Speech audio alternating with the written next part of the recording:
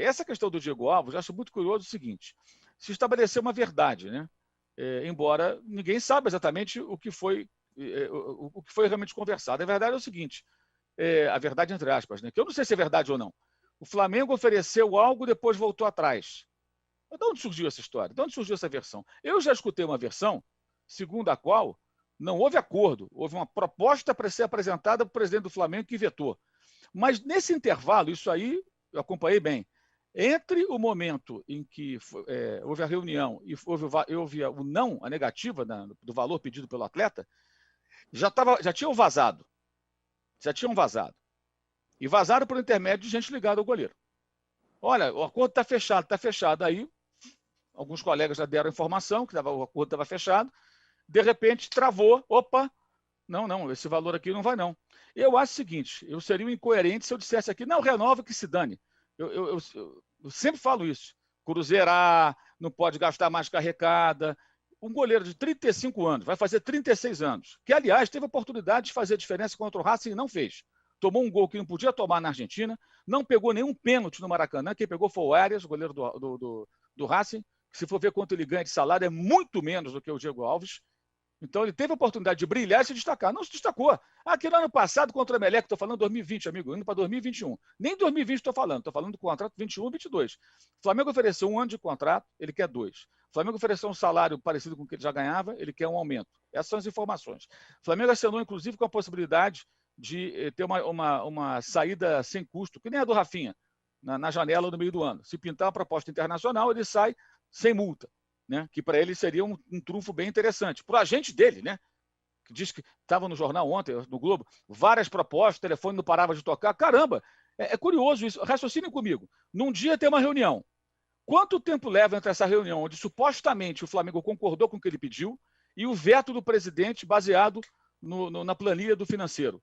Não, esse valor aqui ultrapassa o que a gente planejou para esse jogador. Quanto tempo houve? Uma semana? Eu acho que não, no máximo um dia, né? Não demora tanto assim. Isso é coisa rápida.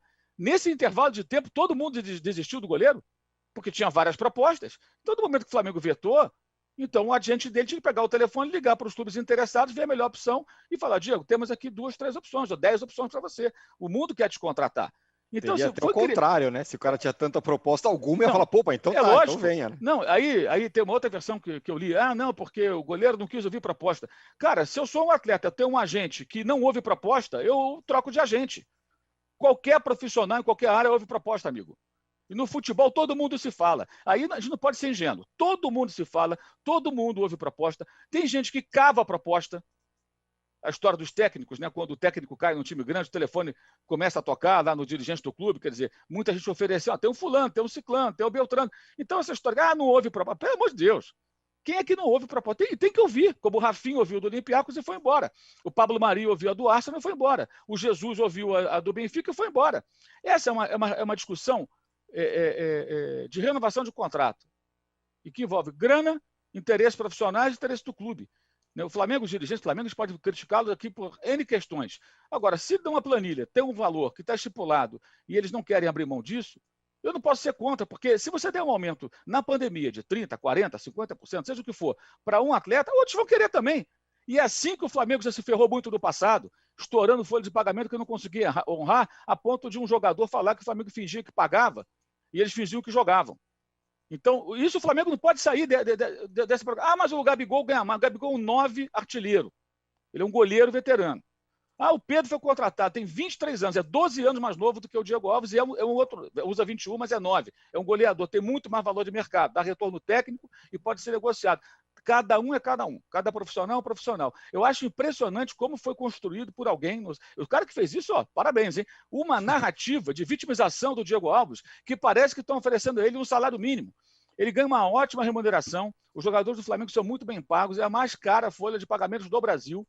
Esse é um ano de pandemia, um ano de queda de receitas. O Flamengo fez besteira, inclusive, na negociação do Carioca, deixou de ganhar dinheiro ali, né? Porque tudo bem, tem direito de querer ganhar mais da televisão, mas não ganhou nada, ganhou um caraminguá lá com o YouTube, MyCud, onde passou os jogos ali, mas deixou de faturar dinheiro. Foi uma estratégia extremamente equivocada e nós criticamos isso aqui, né?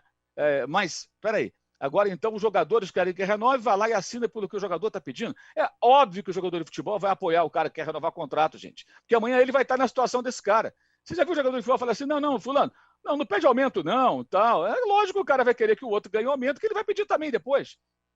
Então, assim, é incrível. Criou-se uma narrativa que como se o Diego Alves fosse uma vítima. Não é uma negociação profissional. Se ele tem outras propostas, se ele pode ganhar mais outro lugar, cara, segue seu caminho. Eu vejo dessa maneira.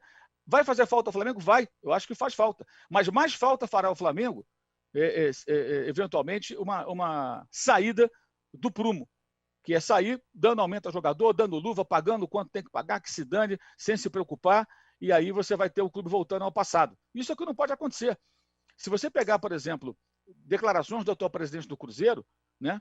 Ele fala que encontrou lá jogadores do Cruzeiro que tiveram, na época aí do outro presidente lá e daquele dirigente que era chamado de Mito, né? Que estava lá também. Né? Naquela época lá disse que tinha vários aumentos de salário, assim, até sem entender por quê. Os jogadores estavam felizes. Os jogadores gritavam o nome do Mito, lembra? Pulavam no vestiário cantando o nome do Mito. Tinha tudo isso. Então, vamos ser um pouquinho mais astutos, né? O Diego Alves é um ótimo profissional, pelo que todo mundo fala, muito dedicado, bom goleiro, foi muito importante, está na história do clube. No entanto, é uma negociação, cara. É uma negociação como de qualquer um profissional, de qualquer área. Olha, eu tenho tanto para você. Não, eu quero ganhar mais. Antes não tem acordo. Não tem acordo, rompe, cara. Cada um segue seu caminho. Já que tem várias propostas, segundo, né, se divulga por aí, tem várias propostas, não vai faltar uma grande oportunidade para ele. E aí, cada um segue o seu rumo. Agora, essa narrativa que foi construída, eu acho bem curiosa, bem curiosa. É uma narrativa de vitimização de um profissional super bem remunerado. Né? Coisas do Brasil. Qual?